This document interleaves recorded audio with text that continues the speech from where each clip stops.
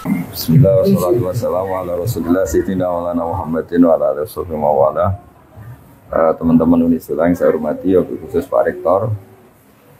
Ini langsung ngaji karena waktunya tidak banyak. Jadi ini kitab-kitab yang saya baca ini, diantaranya itu ada penjelasan tentang musibah. Musibah itu dari kata sesuatu yang mengenai kamu. Kemudian identik dengan makna yang tidak menyenangkan. Sebetulnya kata musibah itu tidak harus yang menyusahkan. Apa saja yang mengenai kamu itu namanya musibah. Karena disebut ma'asobaka min hasanatin faminallah. Itu kan dari kata apa saja yang mengenai kamu, baik itu kebaikan juga namanya ma'asobaka. Makanya terusannya ayat wa ma'asobaka min sayyatin. Jadi kemudian orang itu karena nafsunya besar, kalau yang tidak dikehendaki itu dianggap problem. Ya, kalau yang tidak dikehendaki itu namanya problem. Kalau yang dikehendaki namanya nikmat. Nah, bahasa itu bahasa manusia. Kalau bahasanya Allah tidak tahu. Misalnya Anda jadi panitia ozon, malaikat penjaga ozon. Mungkin kalau nggak ada penerbangan itu mereka syukuran, karena nggak terganggu. Tapi kalau Anda pengusaha penerbangan ya nganggap ini musibah. Jadi kalau kamu nanti ketemu malaikat penjaga ozon, kemurnian lapisan ozon, kamu nganggap, oh ini susah nggak ada penerbangan, pasti kamu disemprot. Kalau yang ngomong yang baik. Nah, begitu juga petani itu kadang minta hujan, kok pas hujan deras, tanyakan bakul es. Enggak payu kan gitu. Jadi di ilmu kitab-kitab yang saya baca, kata musibah, kata nikmat itu ada yang hakikat, ada yang menurut kita. Karena ya tadi, kalau Anda malaikat penjaga ozon, mungkin syukuran karena nggak ada penerbangan. Ya. Kalau Anda menteri bagian nangani tenaga kerja, tambah banyak pabrik, tambah senang karena menyerap tenaga kerja. Tapi kalau Anda mungkin menteri lingkungan hidup, oh ini banyak limbah, ini banyak polusi. Nah kira-kira seperti itulah gambaran hidup. Kalau Pak Bejo jadi rektor, kata kroninya ya alhamdulillah, kata musuhnya ya ini musibah. Alhamdulillah. Jadi pola-pola sosial itu Mau pemilihan ini. artinya kalau kita pakai bahasa manusia kan selalu gitu, ada subjektivitas, ada nisbi, ada. Lalu gunanya ngaji sama kiai ya tadi orang dilatih pakai bahasanya Allah. Ya bahasanya Allah tadi ya kita enggak tahu persisnya ini nikmat apa musibah, tapi dibalik itu ada hikmahnya, itu sudah dekati bahasa ketuhanan karena apa? Ya, tidak mengklaim. Saya sering guyon, meskipun tuh guyon tapi tak ilmu nih. Misalnya tadi kamu ada pasangan nganten baru yang baru harmonisnya itu, orang mesti bilang alhamdulillah harmonis. Tanyakan ibunya, itu mulai lupa daratan, lupa ibunya, lupa keluarganya. Kalau harmonis punya sama istri itu pasti. Jadi kalau ada pasangan harmonis, tanyakan ibunya. Menantu jenengan baik enggak? Oh, ngurus ibu jone tok lali wong tua. Atau tanyakan temannya. Saiki lali konco, saiki lali temen gitu karena saking mesranya sama. Nah, di semua segmen kehidupan itu seperti itu, Pak Bejo. Betul ya. Sehingga agama itu mengajarkan bahasa-bahasa sakral yang tidak lekang oleh waktu. Yaitu misalnya baca subhanallah, maha suci Allah, alhamdulillah, subhana rabbiyal azim. Karena bahasa manusia itu tidak pernah sempurna. Yang sempurna itu bahasa ajarannya Allah. Kalau itu kan permanen, keadaan apapun ya Allah itu maha suci. Keadaan apapun ya alhamdulillah. Keadaan apapun Allahu Akbar. Sekali kamu kerana manusia itu ruwet. Jadi misalnya kalau sebuah negara itu makmur, makmurnya orang taat untuk ke masjid, makmurnya orang nakal, mesti ke tempat-tempat maksiat. Jadi kalau kamu berdoa makmur, untuk siapa? Dan ukurannya dipakai untuk apa? Kamu dapat uang banyak, alhamdulillah. Kalau orang baik, uang banyak pikirannya ya untuk nafkahi anak istri, bangun masjid ini. Nah, kalau orang nakal kan nanti pikirannya macam-macam. Mungkin ingin judi, ingin booking siapa, atau untuk kepentingan apa. Ya di sini ini baiknya agama. Agama datang untuk manusia. Terus ada ketentuan halal haram, ketentuan melawan hawa nafsu, ketentuan mengelola nafsu, ketentuan meminimalkan nafsu. Nah tanpa itu bahasa-bahasa nikmat itu hakikatnya adab karena nikmat yang mengarah ke untuk maksiat. Nah itu pentingnya ngaji. Jadi orang akan ya tadi. Kalau kamu punya toko sedang laris-larisnya, tanyakan toko rivalnya. Saya ini sepi laris wae Pak Bejo. Toko pesaing. Iya.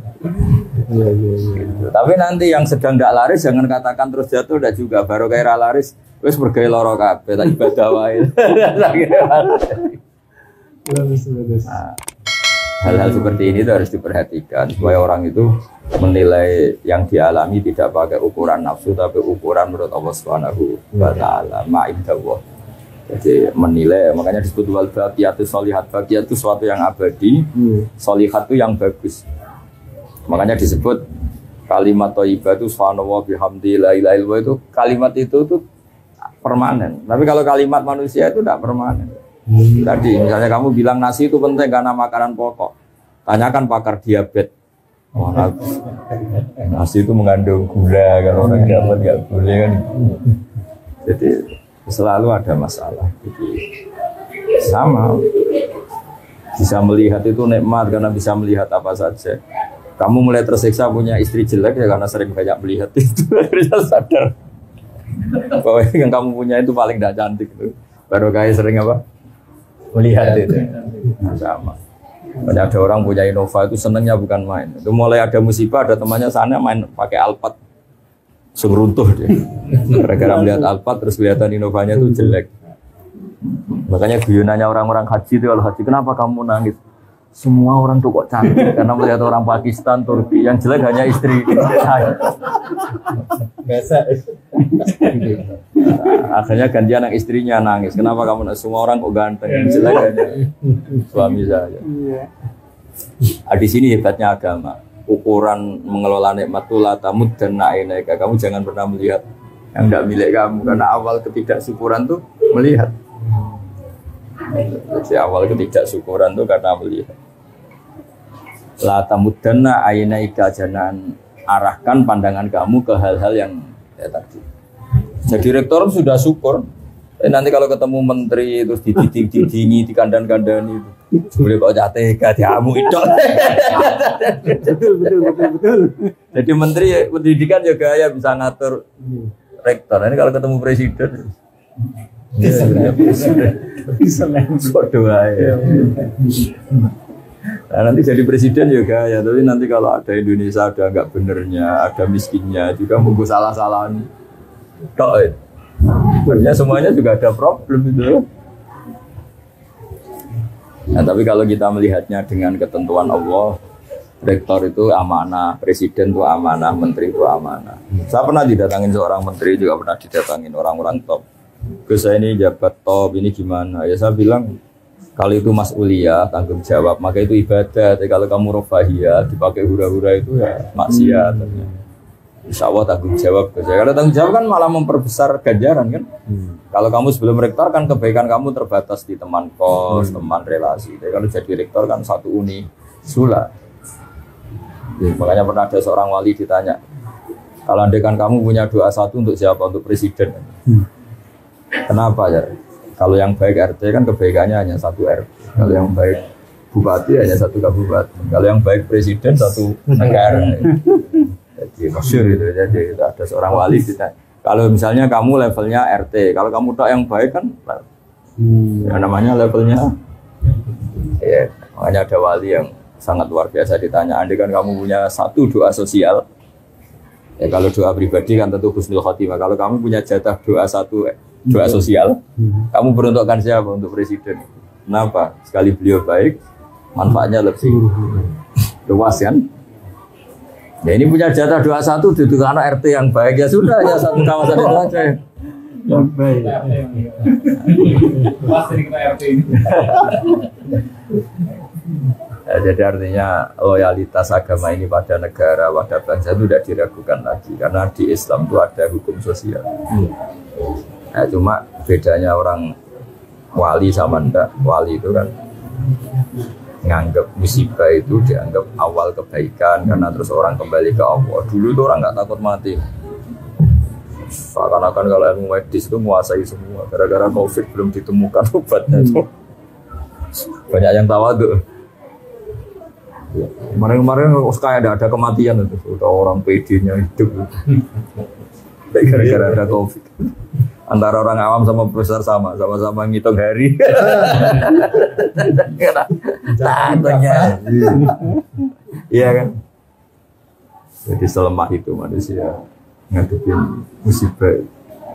Wah, itu pontang-panting semua negara katanya medisnya paling bagus kayak negara-negara maju juga pontang-panting semua. Jadi makanya saya mohon dari pengajian ini, dari ngaji ini, sampai kalau sholat itu lebih in. Kalimat yang kamu lafadzkan di sholat itu kalimat paling permanen. Rabbana lakal hamdu, engkau layak dipuji, engkau maha suci, engkau maha besar, itu kalimat permanen. Kalau kalimat yang kamu bikin itu tidak ada yang permanen karena subjektivitas tadi. Ketika kamu bilang tadi penerbangan itu kosong atau minim, itu kamu anggap musibah. Kata malaikat penjaga ozon itu bagus sih. Ketika Kementerian Tenaga Kerja bilang banyak pabrik itu bagus penyerapan tenaga kerja, tanyakan ahli lingkungan. Iya, sama di presiden juga sama. Ketika ini jadi presiden, temannya partainya bilang alhamdulillah, tanyakan rivalnya atau musuh politiknya. Rektor juga sama, toko juga sama. Hal-hal seperti ini terus menjadikan wali-wali itu nggak bicara tentang makhluk, hanya bicara tentang Allah. Makanya terus toreko itu kan wiridan paling kelima kan Allah. Maksudnya sudahlah makhluk sudah. Bismillahirrahmanirrahim. Sumadharhum fi khawdhim al-abun, sudah semuanya itu orientasinya ke Allah saja, yang lainnya itu biarin gitu. Zarhum fi khawdhim al-abun. Makanya ada sholat istisqa nggak mandi itu karena yang di pojok bakul es. Ini kalau mandi esnya ada. Nah, ternyata ketika orang lain semangat amin karena sawahnya banyak. Terus ini aminnya tenang. Kenapa kamu tidak semangat? Saya tidak punya sawah, nggak ada hujan juga nggak apa-apa. Saya ini penjual es itu. Jadi apa ya? Ya gitu itu kehidupan ya gitu. Wong ini kabarnya itu kata ilmuwan itu. Lapisan ozon itu membaik itu sekian puluh % gara-gara pengurangan penerbangan. Oh iya, bisa kamu bayangkan kayak Singapura, Hong Kong per menit ada, jangan bayang pesawat-pesawat yang bandara-bandara paling sibuk. Coba kalau kamu jadi malaikat bagian jaga ozon, rapat terus, gimana ini hentikan pesawat? Mungkin rapatnya tuh udah kofikan aja, kalau daya. Ya meskipun itu guyon, tapi orang biar tahu lah kalau semua yang diciptakan Allah ada hikmahnya. Maksud saya itu ada. Kalau ada pabrik tutup, tanyakan pakar lingkungan. Bagus sekarang sudah ada limbah, kenapa pabriknya tutup? Tapi kalau tanyakan pekerjanya, susahnya. Nah bayangkan kalau bahasa subjektivitas gini dipakai ilmu hakikat kan kacau. Tapi kalau di PSDA itu hukum sosial, pasti ada subjektivitas. Kalau ilmu hakikat ya tadi yang PHK ya tidak mesti gak dapat pekerjaan, saja dapat pekerjaan yang lebih baik. Kan kemarin banyak pilot yang jadi penjual mie. Tapi ketika ditanya hasilnya sedikit tapi kepuasan batinnya meningkat ya karena ketemu keluarga, ketemu yang dulu gak kebayang kan. Ya saya berharap cara pandang Islam ini kita ikuti bahwa di balik semua itu ada hikmah dan menjadikan kita kembali kepada Allah Subhanahu wa Ta'ala. Saya kalau nyontohkan di masyarakat itu gini, ketika kamu kecil, dolanan keran itu seneng kira-kira, dolanan yuyu seneng, dolanan hal-hal yang nggak menghasilkan uang itu seneng. Tapi ketika Anda dewasa, Anda dokter, Anda profesor, Anda kiai besar menjadi goblok, untuk seneng aja nunggu punya Alphard, punya uang, punya rumah, berarti pinter caci ini.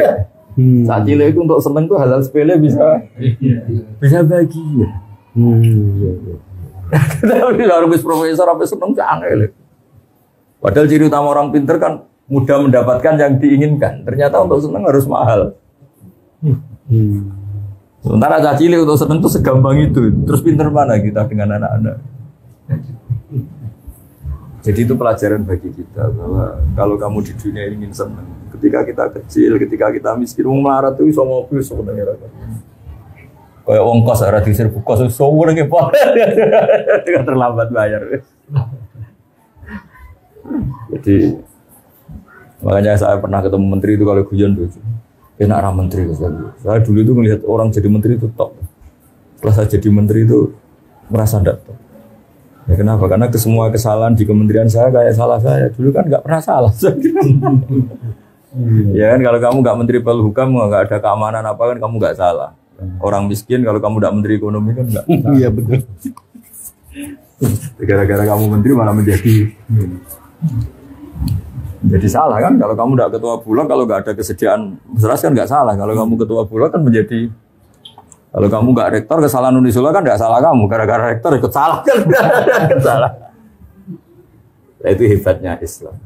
Makanya Nabi itu harus punya hak syafaat. Kenapa Nabi itu punya hak syafaat? Karena seorang Nabi itu yang bertanggung jawab. Itu sekecelok umatmu itu bersyafaat. Ya sama. Kalau kamu sudah kadung jadi rektor, ini mahasiswa kamu. Kalau ada apa-apa kamu harus ikut tanggung jawab. Makanya agama ini datang dengan rasionalitas yang tinggi. Kenapa Nabi itu punya hak syafaat? Ya karena beliau dekat Allah itu pasti. Ya karena tadi kita ini kadung umatnya, maka menjadi tanggung jawab beliau. Dan kita membaca sholawat itu bukti kita loyal. Sama seperti mahasiswa harus punya kartu mahasiswa bukti kalau kita loyal. Sama yang umatnya Nabi juga punya kartu sebagai umat Jumur, yaitu ditandai dengan baca sholawat. Karena nggak mungkin Nabi nggak tanggung jawab kan tadi. Sebelum kamu jadi presiden, semua camping negara kan nggak tanggung jawab kamu. Gara-gara presiden terus kamu jadi tanggung jawab kamu kan. Begitu ya rektor, begitu juga RT. Ya gara-gara Nabi itu seorang Nabi, maka harus tanggung jawab. Dan itu luar biasa. Akhirnya beliau diberi hak syafaat. Umatnya yang harusnya menjadi ahli neraka asal bertauhid dijamin ahli surga. Meskipun lewat jalur apa? Syafaat. Makanya saya minta sama Unisula, sama rektor, sama ketua yayasan, jangan apa-apa itu hukumannya sanksi, apalagi DO. Kalau nggak fatal banget itu jangan. Karena ciri utama pemimpin itu ro'in itu menjaga itu ya tidak mengeluarkan.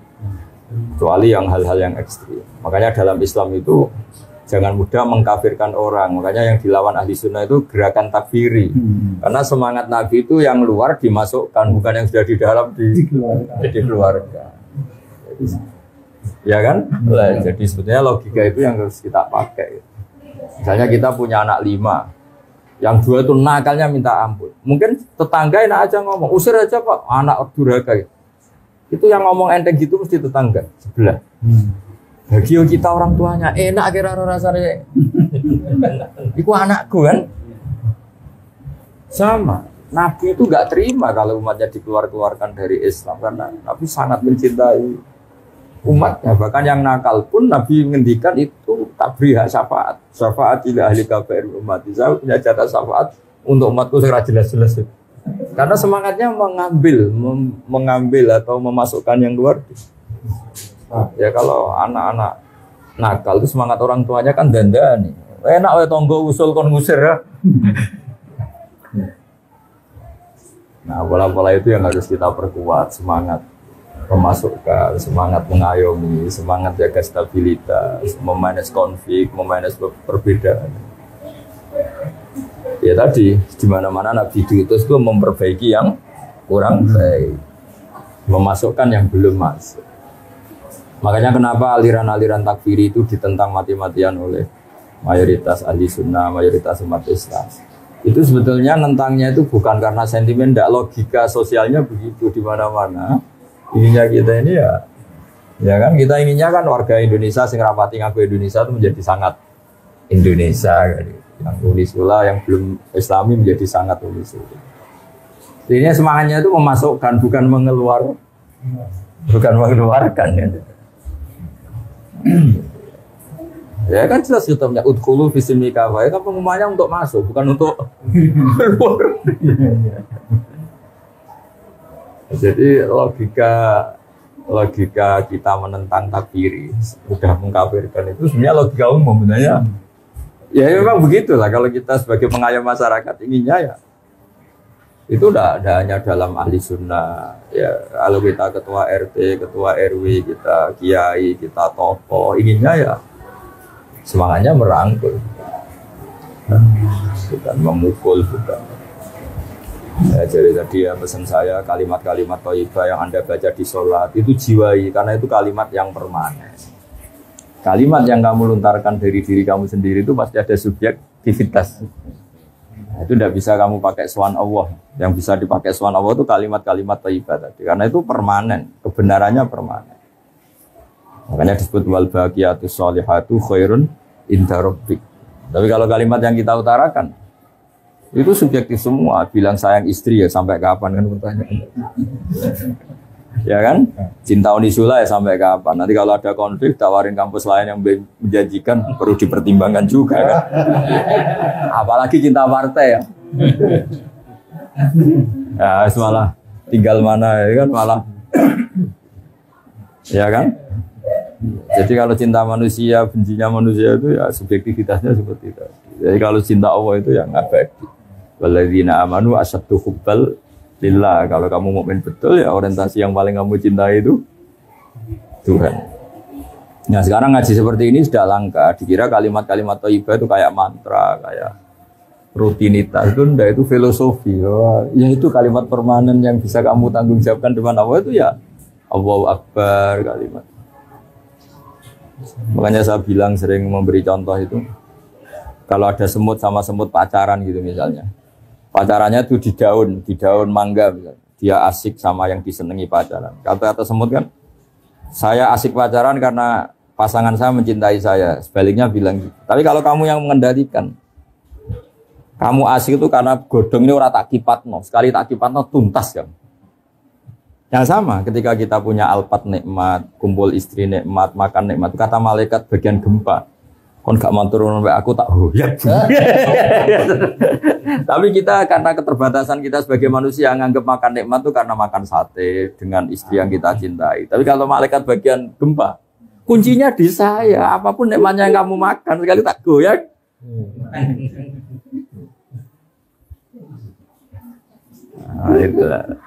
Nah itu sirinya, rahasianya. Kenapa kiai-kiai itu matehai malaikat, matehai penjaga langit, penjaga bumi itu karena itu berkontribusi dalam kenikmatan yang kita. Ya. Kalau kamu udah kamu Fatihah itu bisa tersinggung saat itu ya selesai. Nah, itu bedanya kiai sama rektor, Pak.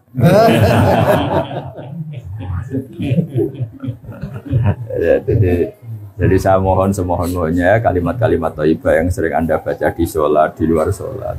Itu patenkan di hati kamu bahwa kalimat itu yang permanen, alaiha nahya wa alaiha namut. Atas nama kalimat itu kamu berani hidup, wa alaiha namut. Atas nama kalimat itu juga kamu sampai ketemu Allah. Wa alaiha nub'at insyaallahu minal amin. Dengan kalimat itu juga kalau ketemu Allah pakai itu. Jadi kamu ditanya Allah, "Bejo, kamu siapa?" Mukmin Gusti. Aktivitas kamu bersaksi bahwa engkau ini ala kulli syai'in qadir. Kalau depan Allah, "Kamu siapa?" Rektor Gusti. Mana kampusnya sudah berkiamat kan nggak ada kampus.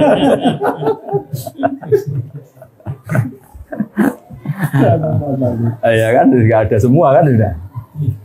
Ya, jadi makanya disebut ma'indakum yanfadu wa ma'indallahi baq. Apa yang di sekeliling kamu bisa hilang, tapi kalau yang terkait Allah itu akan apa? Makanya saya minta jenengan jadi rektor juga melihatnya untuk kemanfaatan agama. Ya, jadi siapa saja orientasinya itu agama. Saya sendiri itu sering tersiksa misalnya terganggu karena saya mungkin terkenal dianggap alim. Tapi kalau sudah ingat barokahnya terkenal, saya bisa menterkenalkan Allah dan Rasul lewat hukum-hukum yang ditulis para ulama. Bukan Allah yang Rasul menurut hukum yang ditulis orang-orang bodoh. Kan repotnya itu kan gitu kan. Semuanya orang ngatasnamakan Allah dan Rasul. Sementara dia tidak pernah ngaji. Pertanyaan cerdasnya kan gini. Bagaimana itu mewakili hukumnya Allah dan Rasul? Dia Quran aja tidak hafal, hadis. Pasti itu pendapatnya dia kan bukan. Tapi kalau yang ngendikan kalau Allah wa Rasul itu orang alim kan dia bacanya banyak. Itu kan menurut Unisula. Ternyata dia tidak tahu tata tata tertib di Unisula, pasti menurut dia kan. Yang berhak bilang menurut Unisula ya kalau dia menguasai ADART Unisula kan kira-kira gitu. Menurut Indonesia ternyata dia ada orang yang ahli UUD 45, ada ahli apa. Berarti menurut dia bukan menurut. Nah kira-kira gitu di dunia kiai kalau menurut Islam ternyata dia ada menguasai Quran, ada menguasai hadis. Menurut Islam apa menurut dia? Ya kira-kira gitu. Makanya saya senang kalau yang ngaji itu orang yang menguasai Quran dan hadis. Supaya menyampaikan pendapat Islam ya sesuai referensi dan bentukan Allah dan Rasul, karena bacanya banyak. Yang berak ngomong saya ini Indonesia ya yang baca UUD, baca ini itu Pancasila, supaya sangat Indonesia itu loh. Baca nggak mau. Tahu-tahu menurut Islam. Islam yang mana? Dia nggak pernah. Makanya ada seorang kiai pidato tak tegur, dia langsung istighfar. Orang kiai itu harus kalah, kalau nggak kaya nggak dihormati. Walhasil kiai itu suatu saat saya tak tanya, memangnya ada target dalam Islam untuk dihormati? Target dalam Islam itu ingin diridhoi Allah, gue aneh-aneh. Iya ya. Terus kata harus itu kan harus, kiai harus kaya. Harus itu artinya kalau wajib kan, pengganti katanya wajib. Berarti yang miskin dosa semua. Terus dia bilang astagfirullah, sudah keliwat, sudah gak bisa diistighfari, berat itu. Caranya istighfar kamu harus mencabut kalimat itu di depan umum, karena kamu utarakan di depan umum, kamu harus cabut juga di depan umum. Dari kamar-kamar kalau pidato bilang gini, ternyata kaya itu wajib, miskin juga penting. Itu kan karena dia cerminan pikirannya dia, karena lama miskin terus bosan miskin terus saking bosannya terus bilang, iya harus. Bosan-bosannya sendiri harus jadi statement atas nama Islam. Coba kalau itu diomongkan pas acara Isra Mi'raj, dia seorang kiai dengan atribut kiai yang ditunggu-tunggu fatwanya, ini kan seakan-akan fatwa Islam ini. Padahal fatwanya sendiri. Nah itu makanya saya mohon ya, kalau sholat, kalau pas wiridan, tengah malam, subhanallah, astagfirullah, itu anggap itulah kalimat permanen yang alaiha nahya wa alaiha namut wa alaiha nub'ats insyaallah ta'ala. Ya, ngoten. Assalamualaikum warahmatullahi wabarakatuh.